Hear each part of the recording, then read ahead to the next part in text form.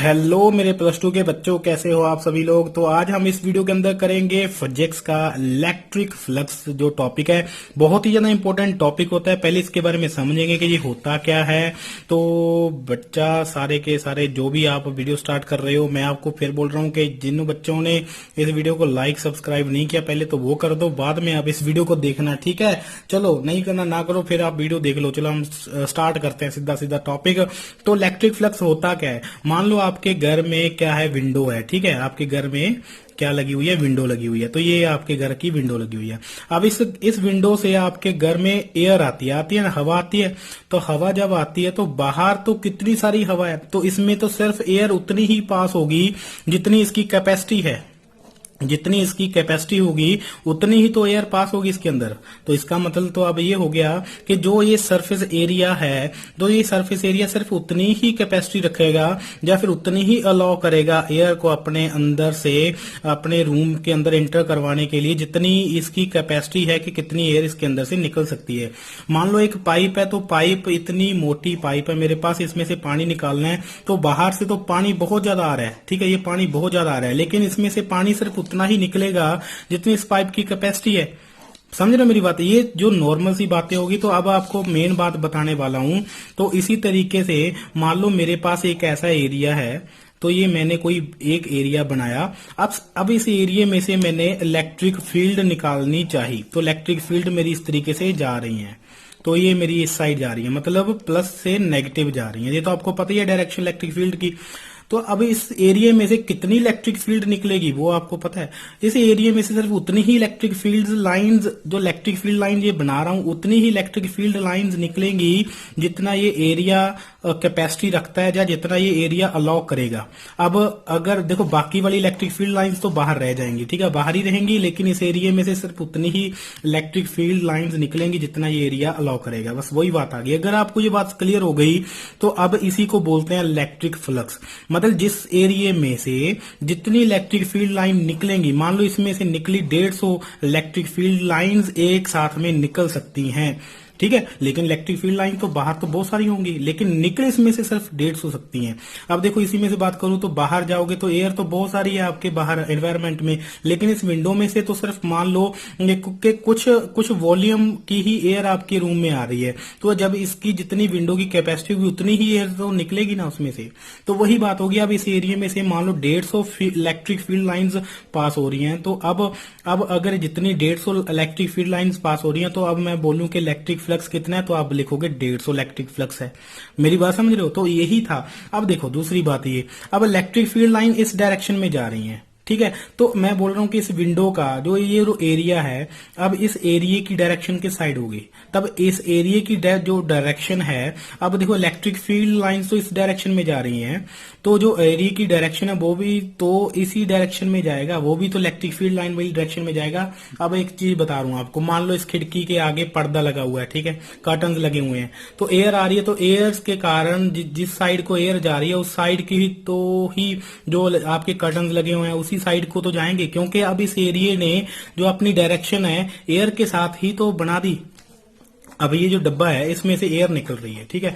अब एयर इस साइड जा रही है, तो इसके आगे जो विंडो के आगे जो कुछ पर्दे लगे हुए हैं, कर्टन लगे हुए हैं, तो कर्टन भी तो इस हवा के अकॉर्डिंग जाएंगे ऐसे लहराते हुए।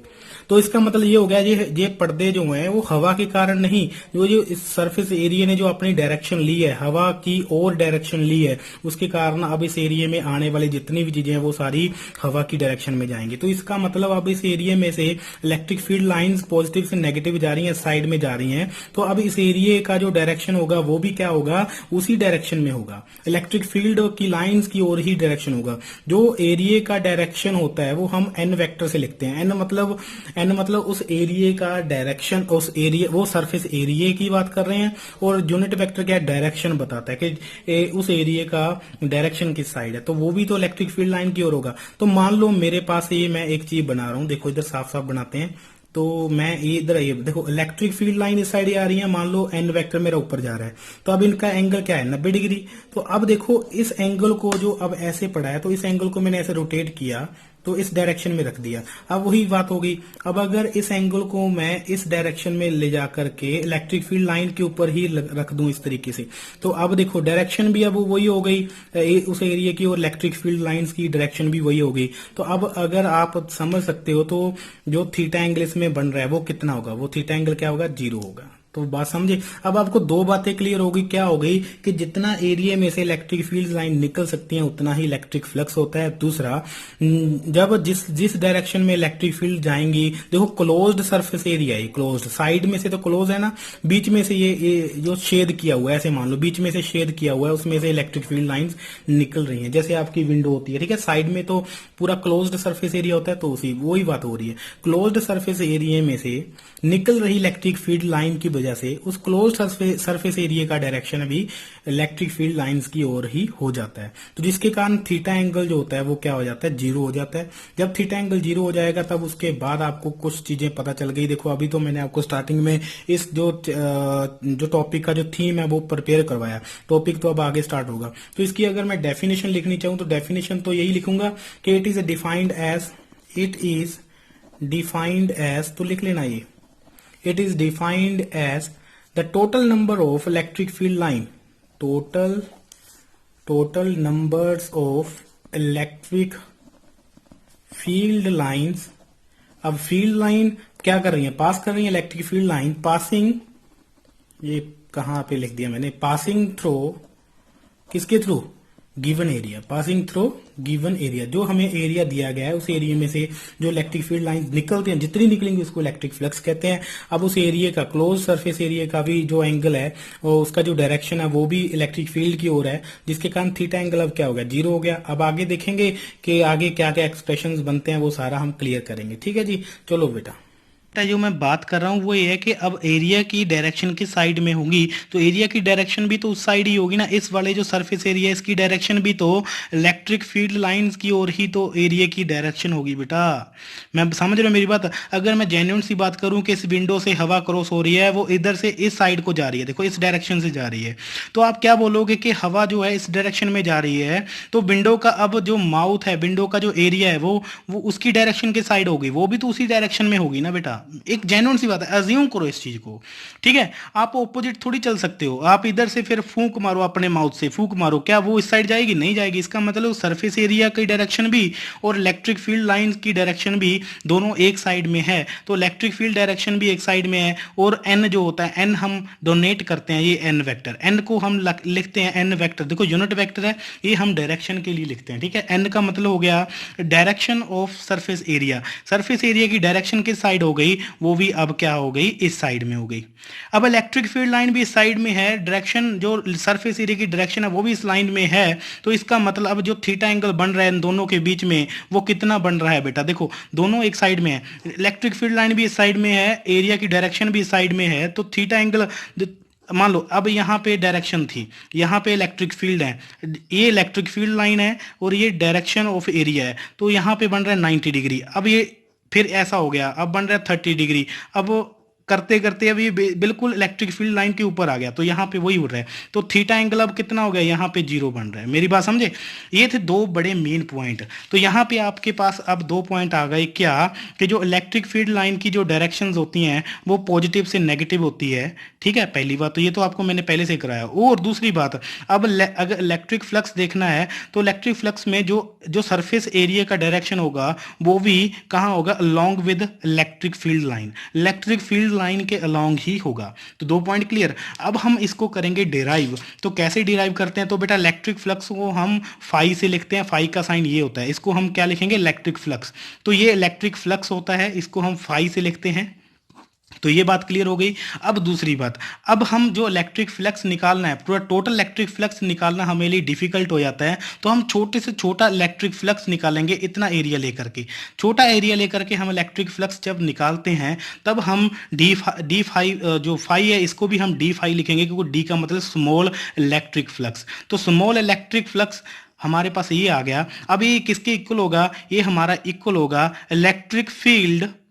Electric field dot product small area, electric field जितनी निकल रही हैं छोटे छोटे एरिया से। जब हम इलेक्ट्रिक फ्लक्स छोटे एरिया का देखेंगे तो छोटा एरिया ही आएगा ना, इधर बड़ा एरिया थोड़ी आएगा, तो छोटे एरिया का ये भी वेक्टर क्वांटिटी, ये भी वेक्टर क्वांटिटी, और साथ में हम लिख देंगे डायरेक्शन ऑफ सरफेस एरिया, ये यूनिट वेक्टर सिर्फ डायरेक्शन बताता है, इसका और कोई मूल्य नहीं है। लेकिन यहाँ पे मैं टॉपिक को रोक करके ये बताऊंगा, कई बच्चे जब ये टॉपिक को लिखते हैं तब ऐसे लिखते हैं d phi is equal to electric field into d S.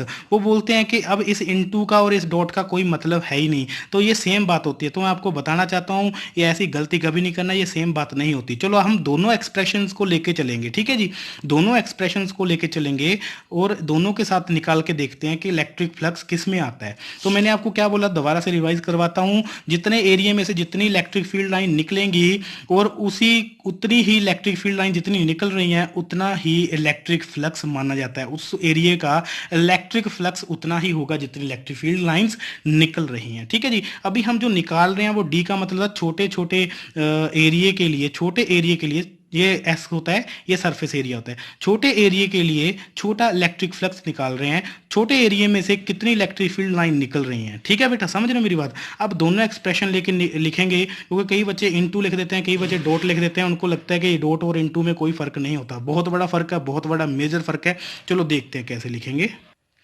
तो स्टूडेंट यहाँ पे मैं अब पेज को सेपरेट कर लेता हूँ। मैंने यहाँ पे लिखा कि छोटा जो इलेक्ट्रिक फ्लक्स है वो is equal to electric field line dot d s, मतलब छोटा सरफेस एरिया, साथ में लिख दिया मैंने उस एरिया की डायरेक्शन यूनिट वेक्टर के साथ। अब दूसरी साइड में फिर लिख रहा हूँ, क्योंकि हम दो केस लेके चलेंगे जिसमें जो सही होगा हम वही फॉलो करेंगे। आपको इस तरीके से पता चलेगा कि मल्टीप्लाई हम क्यों नहीं लिखते या फिर डॉट हम क्यों नहीं लिखते, क्यों हम इनको किसी खास जगह पे ही लिखते हैं, ठीक है जी। अब यहाँ पे इलेक्ट्रिक फील्ड लाइन इनटू, यहाँ पे क्रॉस मैंने लगा दिया, तो यहाँ पे आ गया आपका सेम वही डायरेक्शन ऑफ यूनिट वेक्टर के साथ डायरेक्शन, जो क्योंकि यूनिट वेक्टर क्या बताता है आपको, डायरेक्शन बताएगा, वो छोटी छोटी डायरेक्शन बताएगा उस सरफेस एरिया की। तो हमने ये पार्ट डिवाइड किए हैं, तो अभी देखते हैं अभी क्या होगा। तो आपको पता है, मैंने आपको चीज़ बताई कि जब भी डॉट प्रोडक्ट आता है तो डॉट प्रोडक्ट किसकी वजह से आता है, इसका मतलब ये हो गया कि ई जो होता है, तो डॉट प्रोडक्ट की अगर मैं बात करूँ तो यहाँ पे वेक्टर नहीं है, तो E d s cos theta, तो ये आपका हो गया। देखो d phi is equal to E d s cos theta, साथ में एन वेक्टर। जब भी डॉट प्रोडक्ट में, देखो मैंने आपको बताया था कि अगर मान लो ए बी कॉस थीटा आ गया तो अब इसको लिखेंगे हम ए वेक्टर डॉट बी वेक्टर, तो इस तरीके से लिख लेंगे, ठीक है। और यहाँ पे आ गया क्रॉस प्रोडक्ट हमारे पास, तो यहाँ पे हम लिखेंगे ई डी एस साइन थीटा, साथ में एन यूनिट वेक्टर, तो मतलब छोटे छोटी डायरेक्शन जो बता रहे हैं। अब आपको बताया था कि अगर ए बी साइन थीटा आ गया तो इसका मतलब ये क्या हो गया, ये क्रॉस प्रोडक्ट बन जाते हैं, ठीक है। और ये वाली जो है क्रॉस प्रोडक्ट बन जाते हैं। आपको एक चीज़ और बताना चाहता हूँ, जब भी ये क्रॉस प्रोडक्ट बनेगा तो ये देगा आपको वेक्टर क्वांटिटी, ठीक है। जब ये क्रॉस प्रोडक्ट में आ जाएगा, मान लो इनको सॉल्व करने के बाद जो आपके पास आंसर निकलेगा वो वेक्टर क्वांटिटी में निकलेगा। अब अगर ये डॉट प्रोडक्ट में आ गया तो ये आपको स्केलर क्वांटिटी में आंसर देगा। तो आप कभी भी ये नहीं लिखना, डॉट प्रोडक्ट वाला हमेशा स्केलर क्वांटिटी में होता है और क्रॉस प्रोडक्ट वाला आपका हमेशा वेक्टर क्वांटिटी में होता है, ठीक है। अगर आपको ये बात क्लियर होगी, आगे चलते हैं। आपको ये पता चल गया, मैंने इसको ओपन किया, ओपन करके मैंने क्या लिखा, d phi is equal to E d s cos theta n vector, और दूसरी साइड में मैंने लिखा d phi is equal to E d s sine theta और यूनिट वेक्टर, छोटा यूनिट वेक्टर हो गया। मान लो अब मैं, देखो मेरे पास, अब मैंने आपको क्या बताया कि थीटा की वैल्यू वहाँ पे क्या आई थी, जीरो आई थी। मैंने आपको बताया था ना कि थीटा की वैल्यू, क्योंकि इलेक्ट्रिक फील्ड भी इस साइड ही है और जो डायरेक्शन है सरफेस एरिया की वो भी इस साइड में है, तो थीटा की वैल्यू क्या आ गई, जीरो आ गई। तो थीटा की वैल्यू दोनों साइड में जीरो जीरो पुट करके देखेंगे, तो d phi is equal to E d s cos zero zero, तो यहाँ पे d phi is equal to E d s sine zero, तो यहाँ पे साइन जीरो आ गया। तो आपको बताना चाहता हूँ, जब भी साइन जीरो आ जाए तो आपको पता है मैथमेटिकली आपको कुछ चीज़ें पता होगी, 10th में आप करके गए हो, आपको थोड़ा बहुत नॉलेज होगा कि जब आप कोस जीरो को लिखते हो तो कोस जीरो की वैल्यू क्या आती है, कोस जीरो की वैल्यू आती है 1। जब आप ये लिखते हो साइन जीरो तो साइन जीरो की हमेशा वैल्यू क्या होती है, वो होती है जीरो, तो इनटू में जीरो। अब ये जीरो के साथ मल्टीप्लाई क्या होके क्या आ जाएगा, तो डी फाई क्या आ जाएगा, जीरो आ जाएगा। और यहाँ पे डी फाई आपके पास क्या आ गया, ई डी एस आ गया। तो आपको यहाँ पे मैं बताना चाहता हूँ कि जब डी फाई मतलब इलेक्ट्रिक फ्लक्स जीरो आ गया, लेकिन वहाँ पे तो हमने इलेक्ट्रिक फ्लक्स निकाला है। मैंने क्या बोला था, जितनी इलेक्ट्रिक फील्ड लाइन निकलेंगी उतना इलेक्ट्रिक फ्लक्स होगा। लेकिन ये साइन थीटा का जब हम लगाते हैं, एक्सप्रेशन लगाएंगे, जब हम क्रॉस एक्सप्रेशन लगाएंगे, लेकिन ये निकालने से तो हमारा इलेक्ट्रिक फ्लक्स जीरो आ रहा है, इसका मतलब ये एक्सप्रेशन ही गलत हो गया। समझ रहे हो मेरी बात। अब पता चला कि क्रॉस क्यों नहीं लगाते। हम हर जगह पे ये सारी चीज़ें देखनी होती हैं, तो इसीलिए हम डॉट और क्रॉस लगाते हैं। ये मेरे को बात इसीलिए याद में आई कि बच्चों को बतानी चाहिए, क्योंकि बच्चे बहुत ज़्यादा गलती करते हैं। वो कहीं कहीं कहीं पे डॉट लगाते हैं, कहीं कहीं पे क्रॉस लगाते हैं। तो आपने याद रखना कि ये साइन थीटा और कॉस थीटा आपको खराब करेंगे आपका काम, आपको चपेट मरवा देंगे किसी ना किसी दिन, आपको फेल करवा देंगे। ठीक है, तो अब इसकी वैल्यू आ गई ई डी एस। इसका मतलब इनकी वैल्यू पुट करोगे तो आपके पास क्या होगा, तो जो इलेक्ट्रिक फ्लक्स है उसकी कुछ वैल्यू आएगी। इसका मतलब यहाँ पे इलेक्ट्रिक फ्लक्स निकल के आ रहा है। तो मैंने तो यही बताया था कि जितना इलेक्ट्रिक फील्ड लाइन निकलेंगी किसी सरफेस एरिया से, उतना ही इलेक्ट्रिक फ्लक्स होगा। बात समझी। तो अब इसका क्या आएगा, जो इसकी वैल्यू आएगी इलेक्ट्रिक फ्लक्स की, वो स्केलर क्वांटिटी में आएगी या वेक्टर क्वांटिटी में। तो मैंने आपको बताया कि जब भी डॉट प्रोडक्ट में कोस थीटा होता है, डॉट प्रोडक्ट होता है, तो वो हमेशा क्या लेके आता है, वो हमेशा लेके आता है आपको स्केलर क्वांटिटी में ही वैल्यू देता है। तो ये आपकी जो इलेक्ट्रिक फ्लक्स निकलेगा, तो ये स्केलर क्वांटिटी में ही निकलेगा। दूसरा क्वेश्चन आपका डाउट क्लियर कर दिया मैंने। ठीक है जी, बात क्लियर हुई। आपको सारे सिंबल्स, आपको सभी वैल्यूज आपको पता होनी चाहिए, फिर ही आप निकाल सकते हो। चलो आगे देखते हैं हम क्या क्या आगे हमारे पास आ जाती हैं, एसआई यूनिट्स आ जाती हैं। अगर मैं निकालूं तो इसका मतलब ये वाला एक्सप्रेशन टोटली गलत है। आप साइन कोस थीटा वाला ही लगाओगे, डॉट प्रोडक्ट ही यूज़ करोगे आप। ठीक है जी, तो अब देखेंगे कि मैं बोल रहा हूँ कि इलेक्ट्रिक फ्लक्स की जो एसआई यूनिट्स हैं वो कितनी है, वो क्या क्या निकलेंगी। तो ये आप छोड़ दो, इस यहाँ से आपने डी लिखना है, लिखो नहीं लिखना ना लिखो। आपने तो अभी एसआई यूनिट्स निकालनी है, तो कोई मैटर नहीं करता। ठीक है, एस मतलब क्या होता है, एरिया होता है। तो एरिया आपका आ जाएगा, एरिया क्या होता है आपका, एरिया होता है मीटर स्क्वायर। तो ई क्या होता है, ई का मैंने आपको फॉर्मूला बताया था, E is equal to electric field is equal to F by Q होता है। तो एफ क्या होता है, न्यूटन, तो न्यूटन हो गया।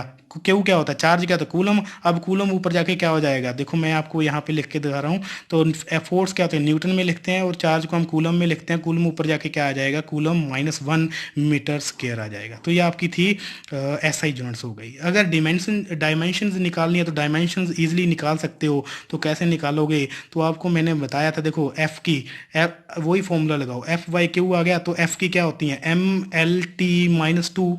तो क्यू की क्या होती हैं, AT होती हैं। चार्ज की क्या होती हैं, AT एम्पियर टाइम होती हैं। ठीक है, तो जो एरिया होता है, एरिया की क्या होती है, सॉरी सरफेस एरिया की क्या होती है, तो यहाँ पे हम डायमेंशन लिखेंगे एल स्क्वायर। तो ऊपर जाके AT क्या बन जाएगा, तो आपके पास बन गया एम, यहाँ पे एल लिख लूँ, चलो एल यहाँ पे 2 है, यहाँ पे 1 है, तो 3 ML3T-3, क्योंकि ये ऊपर जा कर के ये भी माइनस का 1 हो जाएगा, तो -3, तो A-1। तो ये आपकी हो गई डायमेंशन होगी। तो यहाँ पे था आपका इलेक्ट्रिक फ्लक्स की डायमेंशन निकालनी सिखा दी आपको, इलेक्ट्रिक फ्लक्स आपको लिखना सिखा दिया। ठीक है, तो स्टूडेंट्स अब बात यहाँ पे ख़त्म नहीं होती। हमने तो मैंने तो आपको प्रूव करके दिखाया कि हम साइन थीटा कोस थीटा में से कौन सी वैल्यू लिखते हैं। एसआई यूनिट्स और डायमेंशंस आपको लिखने दिखा दिए। लेकिन अब मैं अगर बात करूँ, वो छोटा जो फ्लक्स था, अब अगर उसकी वैल्यू हमें पता चलेगी तो हम क्या करेंगे, टोटल फ्लक्स भी तो हम निकालेंगे ना। टोटल फ्लक्स हम कैसे निकालेंगे, देखो आपके पास जो छोटा फ्लक्स आया था वो क्या था, d phi is equal to, आपके पास आया था d phi is equal to E d s cos theta, यही तो आया था ना, यही आया था। तो साथ में यूनिट वेक्टर, तो वो तो मैंने प्रूव करके बताया था। ये तो मैंने जो आपको जहाँ पे लिखवाया है ना, देखो यहाँ पे मैंने लिखा है ना, E d s cos theta n, ये था आपका मेन जो एक्सप्रेशन है छोटे के छोटे के लिए। ये तो मैंने प्रूव करके बताया कि हम क्यों नहीं लिखते साइन थीटा, क्यों नहीं हम ये क्रॉस लिखते। तो मैंने ये प्रूव करके बताया कि अगर आप ऐसे वैल्यू पुट करके देखोगे तो आपके पास ये वैल्यू 0 आएगी, और वो वैल्यू आपके पास इलेक्ट्रिक फ्लक्स लेके आएगी, कॉस थीटा वाली इलेक्ट्रिक फ्लक्स लेके आएगी स्केलर क्वांटिटी में, और ये आपके पास 0 वैल्यू ले आएगी। तो इसलिए हम साइन थीटा नहीं लिखते। तो छोटे से छोटे जो हमारा इलेक्ट्रिक फ्लक्स था, उसका जो हमारे पास एक्सप्रेशन आया था वो क्या आया था, तो ईडीएस कॉस थीटा आया था। अब टोटल फ्लक्स निकालेंगे कैसे, तो हम दोनों का क्या कर देंगे, दोनों साइड का हम इंटीग्रेशन कर देंगे। इंटीग्रेशन का क्या मतलब होता है, अब हमारे पास अगर छोटे छोटे का फ्लक्स निकल के आ गया, तो वो सारे छोटे छोटे फ्लक्स जितने भी निकल के आए उन सभी को ऐड कर दो, तो इसी को इंटीग्रेशन बोलते हैं। ठीक है, अब इंटीग्रेशन करेंगे दोनों साइड का, d phi is equal to, अब इसका भी इंटीग्रेशन किया ईडीएस, तो ईडीएस हमने इंटीग्रेशन कर दिया, तो चाहे बेशक आप कोस थीटा वाला लिख लो आप वैल्यू डायरेक्ट, कोई दिक्कत वाली बात नहीं है। चाहे आप अभी ऐसे करो कि जो मैंने अभी यहाँ पे जो लिखवाया था ना आपको ये वाला, देखो d phi is equal to E d s n vector, चाहे आप इस चीज़ का क्या कर दो, इंटीग्रेशन कर दो, चाहे आप नीचे वाली चीज़ का इंटीग्रेशन कर दो, कोई बड़ी बात नहीं, दिक्कत वाली बात नहीं होती, ठीक है। चलो हम ऊपर वाली का अगर करते हैं, अगर इस वाली वैल्यू का इंटीग्रेशन करेंगे तो हमारे पास तो यही आएगा ना इंटीग्रेशन में, तो ई डी एस ये वेक्टर में ये वेक्टर में, ठीक है। तो ये हमारे पास आ गया, तो साथ में हम लगा देंगे यूनिट वेक्टर, ठीक है जी। तो वही हो गया, ये तो मैंने ओपन नहीं किया, ओपन करके कोस थीटा आ जाएगा साथ में, कोई बड़ी बात नहीं है। लेकिन आपने बीच में ये डॉट लगा के बताना है, क्योंकि अभी हमने ओपन नहीं किया, जब ओपन कर लोगे तो ये डॉट हट जाएगा, साथ में कॉस थीटा आ जाएगा, ठीक है जी। अब देखो क्या करेंगे, अब जब इसका हम इंटीग्रेशन करेंगे तो इंटीग्रेशन खुल के क्या आ जाएगा, इसका टोटल फाई आ जाएगा, ठीक है, इसका इंटीग्रेशन खुलेगा, हमने खोल दिया। लेकिन अब आपको बुक्स में मिलेगा इस तरीके से, ये मिलेगा आपको, ये क्या है, देखो ये और ये सेम नहीं है, ये तो सीधी लाइन है, ठीक है, ये तो सीधी लाइन है ये, लेकिन ये इंटीग्रेशन वाला साइन है बीच में, ठीक है। तो लेकिन ऊपर से मैंने सर्कल कर दिया, अब देखो क्या लिखूंगा, अब मैंने ये लिख रहा हूँ इस तरीके से। अभी है क्या, इसका मतलब ये हो गया कि जो इलेक्ट्रिक फील्ड लाइंस हैं जिस एरिया से निकल रही हैं, देखो जो इलेक्ट्रिक फील्ड लाइंस हैं जिस एरिया से निकल रही हैं वो एरिया चारों साइड से क्लोज है, तो क्लोज इंटीग्रेशन कर रहे हैं हम, बात समझे, इस साइन का ये मतलब होता है। तो हर एक साइन का बड़ा कीमती मतलब होता है, ठीक है। अब देखो यहाँ पे मैं और लिखूंगा, तो यहाँ पे फाई लिख दिया आपने, तो फाई लिखने के बाद आपके पास क्या आ गया, क्लोज इंटीग्रेशन ई, ये सॉरी वेक्टर नहीं आएगा ऊपर, क्योंकि है तो वेक्टर क्वांटिटी, लेकिन हमने साथ में कोस थीटा ऐड कर देंगे, तो साथ में एन वेक्टर। देखो मैं आपको यहाँ से क्या बोल रहा हूँ, या तो आप इधर ही डायरेक्ट कर दो आप में इसमें इंटीग्रेशन, ठीक है, जो मैंने यहाँ पे लिखवाया, देखो या तो आप इसी का डायरेक्ट कर दो, तो वही वाला आपका केस आ गया। जब आप ऊपर से करो थोड़ा सा ऐसे हो जाएगा कि जो आंसर है, वो जो एक्सप्रेशन है, जो डेरिवेशन है, वो थोड़ी सी अच्छी लगेगी देखने में कि बच्चा काफ़ी कुछ कर रहा है, तो इसीलिए ये लिखवाया मैंने। तो यहाँ पे आके आपके पास अब ये जो इलेक्ट्रिक फ्लक्स निकल के आया, ये किस वैल्यू में निकलेगा, तो ये आपका स्केलर क्वांटिटी में निकलेगा, ठीक है। तो इलेक्ट्रिक फ्लक्स जो आपके पास निकल के आया, this is a scalar quantity, तो आपने ये लिखना होता है, तो स्केलर क्वांटिटी में निकला है। तो ये था, क्योंकि ये डॉट प्रोडक्ट है कोस थीटा के साथ, कोस थीटा का जो डॉट प्रोडक्ट होता है वो हमेशा स्केलर क्वांटिटी ही देता है, ठीक है बेटा। तो अब बताओ बेटा, अगर आपको लगता है कि हमें समझ में आया तो आप बताओ कि क्या कहना चाहते हो, अच्छा समझाया ना। तो आज बस इस वीडियो के अंदर इस टॉपिक को इधर ही खत्म करूंगा, नेक्स्ट वीडियो आज ही डाल दूंगा आपके लिए। तो नेक्स्ट वीडियो में मिलते हैं, थैंक यू सो मच।